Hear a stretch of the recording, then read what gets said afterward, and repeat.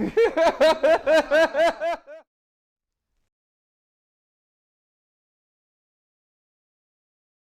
about that time. We should be heading out of here. What are you going to do after this? Oh, I've got some more shopping to do for my nephew.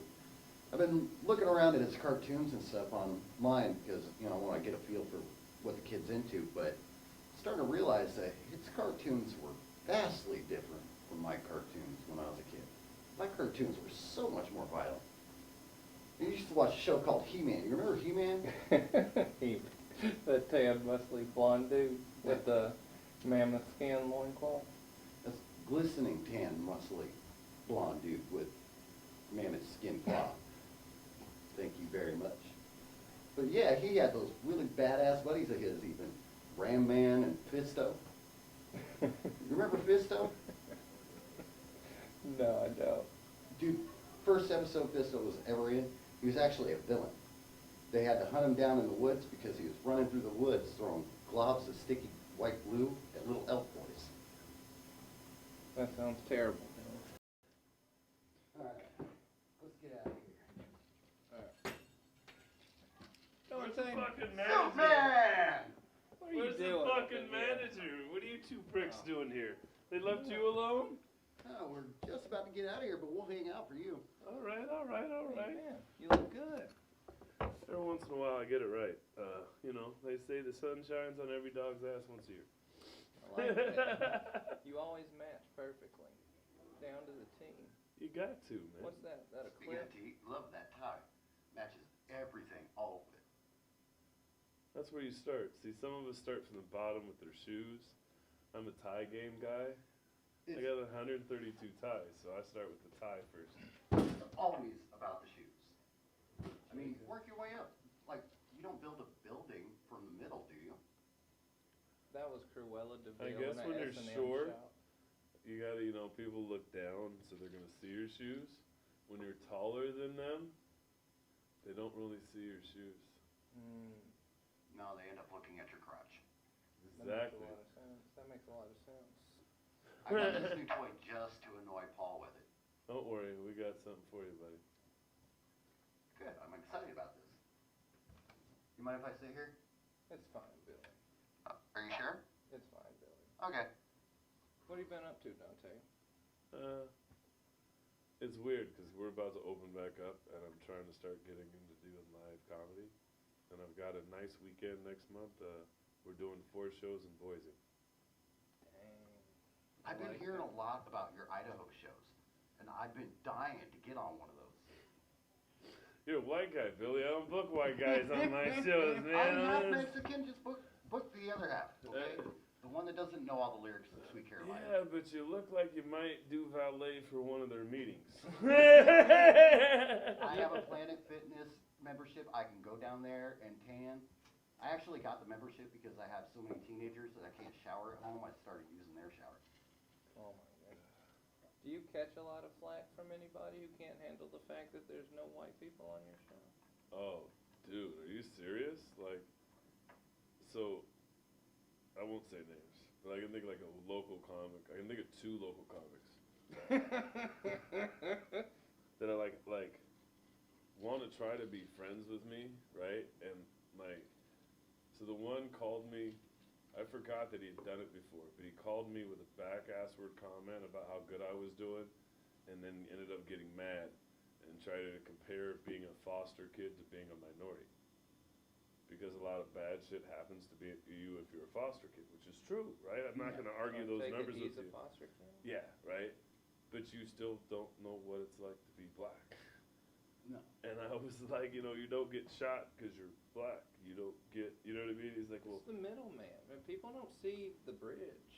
And he's like, well, you're more likely to get sexually molested and all these things. That sucks that your parents didn't love you and gave you up. I'm sorry, or whatever happened to you. But you're still not black. Like they're not pulling you over and going, I know you're a foster kid. Get on the fucking hood. Like you know what he said. Deep at the seat of it though, they just want to be on the show. Well, no, and then there was the other part where this is the one that like pisses me off. They're like, well, it's easier for black people to be entertainers, athletes, because. That's wild. Just a reminder, Dante, this is a PG-13 show. so Oh, be my careful with F-bombs. all the F-bombs. Oh, I'm sorry. My apologies. You didn't get any yet, but you came close. So Yeah. You gotta remind me. But it's one of those where it was like, they wanted to tell me, like, you struggle and, you know, jazz and all these things. And, like, you know, since you're black, you're part of this culture. Nobody wants to be white, and we're emulating black culture. And, like, doing this counter argument that the appropriation of black culture means that it's easier to be successful when you're black. And I said it may be easier to be idea of cool, but the people who are getting paid of what the idea of cool is white people. So it's still the, you know what I mean? Like, if you want to get paid, you're not, yeah, you can be cool and be black, but if you want to get paid, you're going to be white making money off of the cool image, right? And it was like, to me, in general, that's a weird way to start a conversation with a person that you're trying to get booked with. You know, like, oh man, we got a lot in common. You're black. I was a foster kid. It's totally the same thing. you know, they wanted to talk, and then the one was he studied African American studies and wanted to tell me, you know, I've studied black people and I was a foster kid. Most people were black. They used to get picked on all the time because there's no white kid in the black foster. Sounds like you got some pent up racism. Yeah. It sounds like you feel you took Resentment over an issue on a broader scale. and the other person had the same problem because what it is they've been beaten up for being white, or they've been beaten up for a lot of the racism that minorities have faced. And I know that sucks, but you still don't deal with racism. And you deal with people being prejudiced and the consequences. But I look at those same people and go, okay, but how many of your teachers were black? How many of your judges were black? When you went for a loan and they made that decision on what you get and your credit score and all that, was a black guy? No, that's not. That's where the racism really matters, is when it's systemic and the people that are making decisions in your life or who's booking you for a show. I'm one person out of, what, 100 bookers in the state? Who else is black booking shows? Me, James Taylor, and Tawana? Like it's all up to you to book everybody in the world. Right? But you're right. I'm not going to laughs and boycotting them anymore. I just started booking my own shit. Like, and then you're mad because I'm having success outside of that? Like, go to heck. I went PG, yeah. I went G, yeah. I've done a clean set. It's funny, you just got to tell me and it clicks in. It does. I was almost going to give you the celebratory. All right, so Let's not do you're going to that get a jab. You do that again. I'm deaf. That's killing me. You're killing me. You're killing me, Smalls. No. But it's funny because I've gotten to a point where you can't be mad at Suitman because you're now like, well, I'm not autistic, I'm not a woman, I'm not mixed, I'm not black, and I can't do your show. You're racist. You're becoming more than mortal right now. Yeah. So you're immorally telling me You're a Hindu god, is what you're saying. Yeah. And then that was the other part, is like it got to a point where I get the most backhanded compliments. Because I met this guy and we're in Portland and we're at open mic and he's like, you know, when I heard a Suitman, I was like, that's kind of douchey. And then he's like, I watched your set and you're funny, man, and it's still douchey, but I get it. People can't say nothing nice without saying something mean to bring it back down. I don't think that people understand that with you, Suitman is a brand. It's not just like a stage name or something or anything like that. That's true. A lot of times, honestly, as a comedian, if I go to a comedy show and there's a comedian with any kind of weird stage name, like, or if they start off their name with the comedian Ice Blocker, I'm gonna instantly think they're probably not funny. Is that a real name? Because That's a terrible name. nicknames instantly tell me that, you know, you're trying too hard. You could just come on there with your own name, or like a name, the regular stage. I wanted to say a name that somebody turned their name into, but that'll cost beef. Right? But somebody like basically made their name like the situation, right? We'll just say it that way as a comedian. I was like, you're the situation now? Like, what does that even mean? Like, are you serious? And then it was like, the word even personifies something of prestige or power. And so it'd be like naming yourself the president. What are you the president of? Comedy? You think you're the president of comedy? You're president of Seattle comedy? Like, if I call myself the president, you'd be like, what are you the president of, you egotistical whatever? And this person did it, and I was like, ooh. I was thinking the president, that's like Miss Universe. That's just a pretty ballsy brag, you know. That's like, I'm the king of everything. And you really got to bring the heat. Well, you got to back it up. Well, here's the. But you back it up on stage. You don't back it up one-on-one in person. Exactly, right on stage. Well, when we talk about things about comedy and being unique, this whole idea of Suitman isn't something that I started because of comedy. Because I didn't get 132 ties when we started comedy 2 years ago. No. I had 110 ties when I started to. Right, I got 20 more, don't get me wrong. But I already had the ties before I started comedy. I went to Morehouse College. This was somewhere we were supposed to dress up all the time. It's a black college. I was a banker. I was a salesman. I sold timeshare. So it was always a fashion show. I was always that guy, the best dressed guy. You don't want to buy a timeshare from the guy who's got a rip in his pants and crappy shoes and looks like he hasn't sold anything. You want to buy from the guy who looks like he's selling all the time. Dress for the job you want. Bingo. I wish I could afford a timeshare. Man, you know, and then you want to be honest about those. There's so many people who hate on timeshare, but if you actually vacation, it makes sense. Where do you like to vacation? I'm going to Ocean Shores in a week and a half for 3 days. I love Ocean Shores. One of my friends almost drowned in the ocean down there. Ooh. It was a great night. So when I got married, we went to Waikiki, right? And we went to Sandy Beach. You heard of Sandy Beach? Mm-hmm. Sandy Beach is one of the most dangerous beaches to go to. Okay, I don't know if you know this, right? And so we were body surfing, which is even the worst part. And I had just got my earplugs because this was right before I found out I needed to have ear surgery. And so I had earplugs in, and I'm going. And I know how to swim. I'm a veteran swimmer. I'm from here. I've done a ton of river stuff. Like, I know the idea. And I got sucked out. Yeah.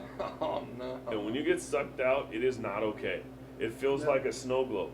And the way you survive is once you feel air, you take a breath. So when your face feels the air, you breathe. I'm just telling you, this is a real, like, you're not going to be able to control, you're not going to have any idea because you're not used to fighting a 3D environment when we walk around. Everything we think about is two-dimensional. In front of us, to the left, to the right, above. We don't really think about a 3D environment and rotating like that. That's not how we operate. So when you get in the water, you lose your orientation because you can't tell what's up from down when you start spinning and get sucked out. So I literally was gone for about 2 minutes, right? This is 2 days before I'm supposed to get married, right? And I remember there's like 4 or 5 times where I caught air and I didn't hit my head and I got lucky, right? And so finally, I make it out and I come down on the beach and look down and my ex-wife is about a half mile down the beach. I got sucked down so far because when you get sucked into those, it's bye-bye. Like she said she literally was almost at tears when you're at that, okay. She was watching the whole thing, like no, like you're sitting there and you're looking and you're like, okay, I didn't. Where'd he go? Okay, where'd he go? Okay. That would be traumatizing. You know what I mean? Because you're sitting there and you're like, okay, where'd he go? And you're like, okay, where'd he go? And now you're walking and you've got to the edge and you're looking and okay, I don't see him here. And then you're looking and she was frantically doing this. And next thing you know, you look down and you see a half a mile down. You're like, okay, all right, whew. And she said she was literally maybe another 5 or 10 seconds from finding the lifeguard. And I told her I think I was probably 5 or 10 seconds from not being alive. So you thought you were done for a second there? Yeah. That's crazy.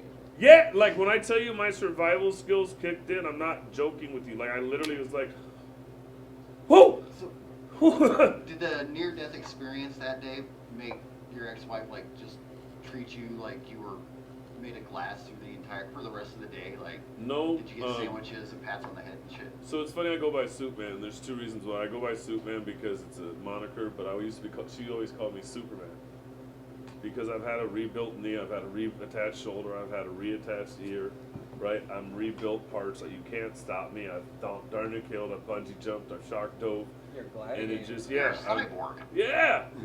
And some of my new jokes talk about that, actually. I think you heard, yeah.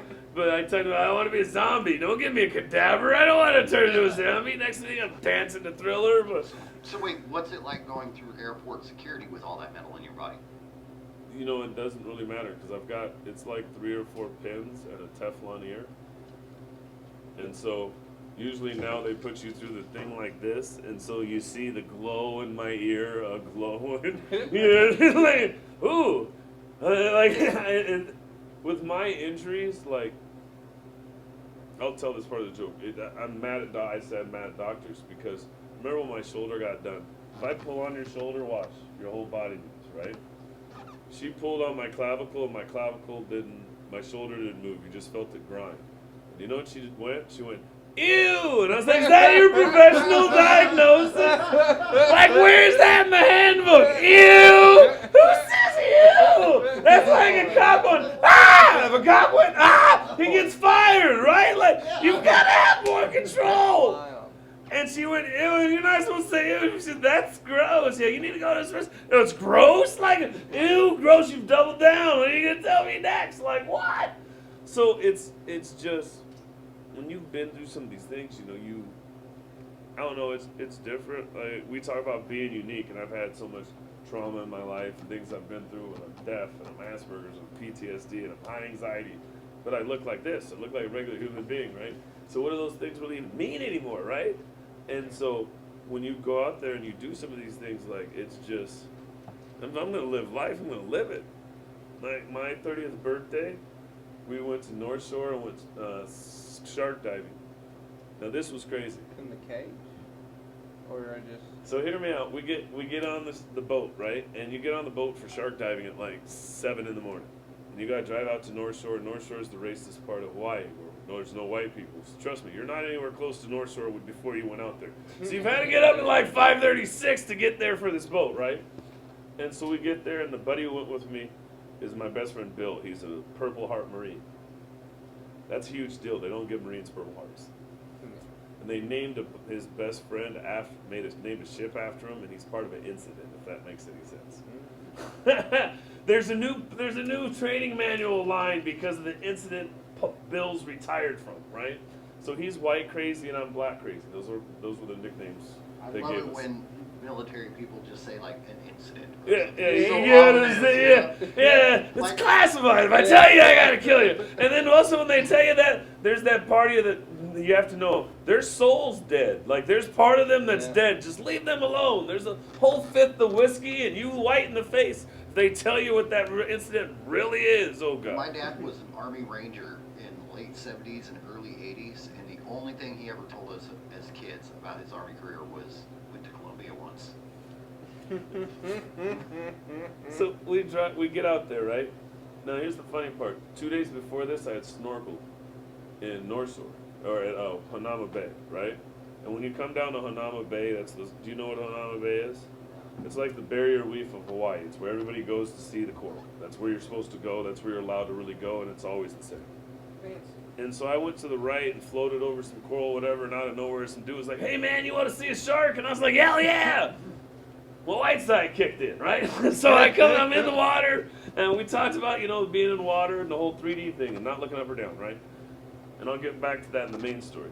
So I'm in this corridor, and there's coral on both sides, and I come down, and basically almost walking because the water's just a little bit above my head, and I've got my under-down camera, and there's this 4 to 5 foot white tip shark on the ground, laying there in a little half circle like a cat, and I take out my camera to go take the picture, and as I snap the picture, I notice a stream of blood coming across the camera frame from me cutting my hand on some coral. And I freak out and swim off, right? Because it's blood shark, I get a little smart, right? So on the way out, I'm telling the shark guy about this because we're about to go to the big sharks. And at first he was like, it wasn't a big deal. And then I mentioned it was a white tip. And the small dude goes, brother, probably a good thing you swim away. You probably would have wanted to taste you. Listen, taste? He said, oh yeah, they bite. I said, oh, okay. So now, it gets... So many close calls. No, it gets worse. Stop. This was the same week. Why did you... So we get out to the cage, Was it right? your idea to go? Shut up. I told you I was 60% white. Stop. So we get out to the cage, right? And me and my buddy hop in first. And no. Have you ever been in the water with a shark? No. Have you ever been in the I've water? avoided all water with sharks. Have you ever went to like something close enough to see how big a real shark is? In the aquarium once. Yeah. How close did you get? I got right up to the glass. The tapped one on it. here? Yeah, the one right over here in No, no, Seattle. no. I mean a 15 to 13, 14 foot shark, not the little ones. Oh no, I've never hung out with professional Okay. sharks. Yeah, okay, you know what I mean? Like you hold on open mic sharks, not headlining sharks. Like, I mean, you know, the little ones, right? Yeah, I guess you're like us sharks, not headliners, right? So the reason why I say that is so we're in this tank, we're in the cage, right? And we talked about the whole 3D thing. How often do you look down at your feet when you're moving around? All the time. I love my shoes. Shut up, and be honest. Never. When you're walking, when you're moving, you're looking around right, left, you really aren't looking down. So we're in the cage, the sharks are there, me and my crazy buddy hop in first, and we're just sitting there watching the sharks. My feet are dangling, and the shark swims by and bumps my leg. I have never got out the water so damn fast. Never in my life! I would have not. Yeah, no more microphone. Yes. Jesus. I would. Nope, don't do it. Don't do What it. the hell, Billy? No, you Oh, don't. you're lucky. Yes, No thank battery? God. But it was funny because I've never got out the water so fast, right? And so that freaked me out. And then everybody got back in. And so this is the part you got to Yeah, hear, you though. can have it if you want, actually. Is we were all loud and having a good time. Do you know what it was like on the way back? Dead silence. So when we get back, there's another tour, because there's 2 tours. You usually want to go on the first one, because really a marine life are really most moving at first on, right? And so we come back, and everybody's like, how was it? And we're like, great.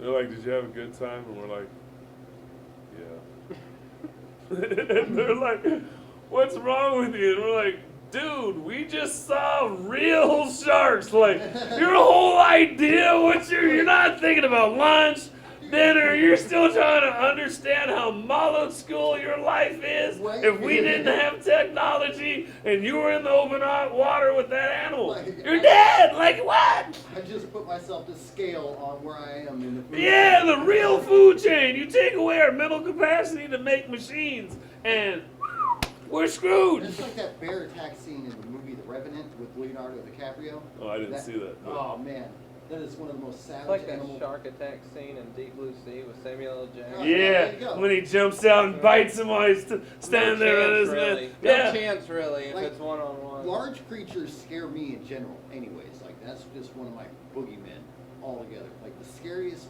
scary movie I've ever seen was Godzilla versus Botanica, and that's because Botanica was a 1,000-foot tall flower. And that was frightening to me. So a 15-foot shark right in front of me, I'd wet myself. I mean, I'd be myself if I brushed my foot on seaweed when I'm swimming. Well, that's really weak of you, Billy. I hit a bear driving to the Tacoma airport, driving down the highway around Port Orchard, wherever it is.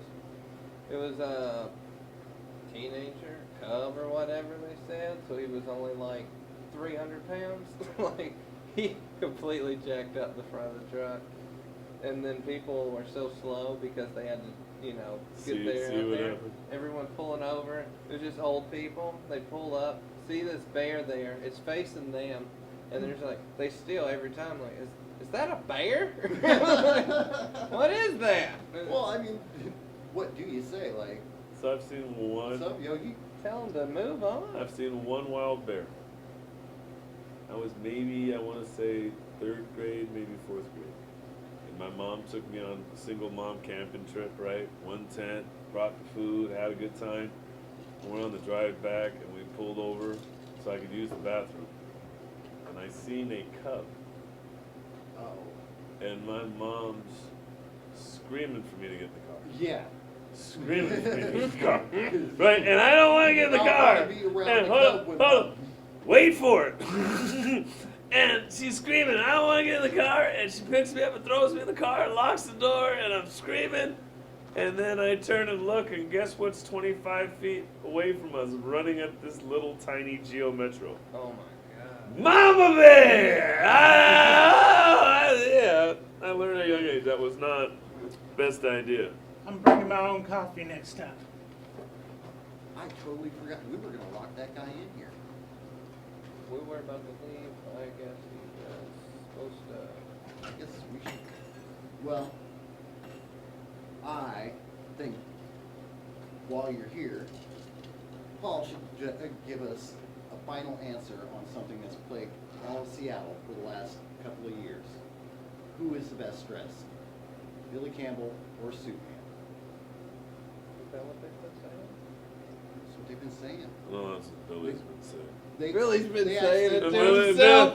Billy ain't got a fucking nickname, eh? He already said it. Who looks better, Billy or Suitman? Suitman or Little Billy? That's what Yeah, they call yeah, him. Billy Goat. They call him Bayou Billy. I don't know. I mean, if we're doing We're this, doing best dressed. hold So we got the. I'll let age Here, let's before move this beauty. table, Age so- before beauty. Let's move this table so we can, so the viewers can get the full, let him. All right. Go ahead, old man. Go ahead. We'll say the best for last. Ready. Strutting it out.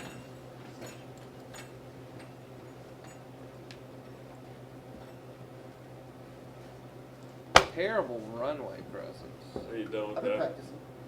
You Your turn, done? sir. Perfect. So Business attire. this is how you walk up. Casual yet Give professional. them a look. It's a very Sears calendar Work of the you. watch. Show them the tie clip. Keys, lanyard See to how the it belt, matches. a plus at Then any you come occasion. back, right? Ooh, yeah. Perfect. See, give them the whole look, right? Ooh, we're in blue. We got the I tan. feel like using the clip Oh. is a little bit cheating. Why Woo! is the clip cheating? Oh, yeah. Clip's yeah. not cheating. We got the blue shoes and the socks. We Like got we the done leopard one. print. He Billy just went with definitely one look- color. He just got black.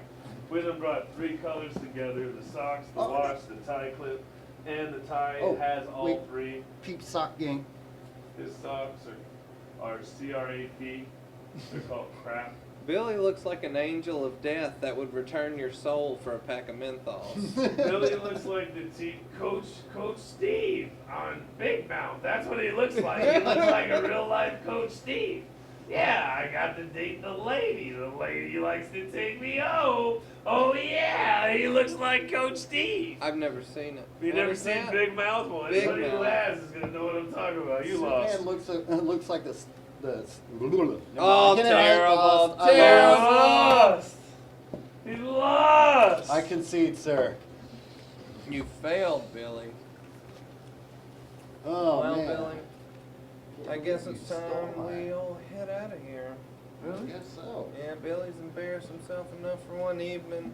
He's gonna go buy toys for his nephew for his birthday. Never gonna buy that kid's love, though. I don't know. Maybe if I get him a He-Man doll. You have to get it from Goodwill or somewhere. I think he's only good to him because they think he knows it's his son. Is it your son? I hope not. He's not your son. I hope not. That kid's ugly. He's Not almost. my son. I mean, my nephew. You don't even remember which is which. He looks anymore. like his uncle. Billy. Hey, Oh. what are you guys doing here? I thought you guys weren't supposed to be here. Stop trying to get me in trouble, man. Oh, they're just gonna leave the black guy here. That's fucking smart, yeah. Fucking happy Black History Month to me. Leave me in All peace. right. Come on, Thanks, man. Suitman, for being an honorary half-wit tonight. Greatly appreciated. Well, I mean, I think I was a 3/4 wit tonight because that'd make up for your only quarter of half of a half wit, you son of a bitch. A lot of math. Good job, Billy. Well, tune in next time where we'll be interviewing Ed Kemper, the co-ed killer. Or we'll probably just go ahead and interview another comedian again. Hey, don't forget, SuitmanComedy.com. Check me out. There's a whole bunch of shows, podcasts, all types of shit. Look up SuitmanComedy.com, you guys. Remember that if you remember anything from the show tonight. Good night.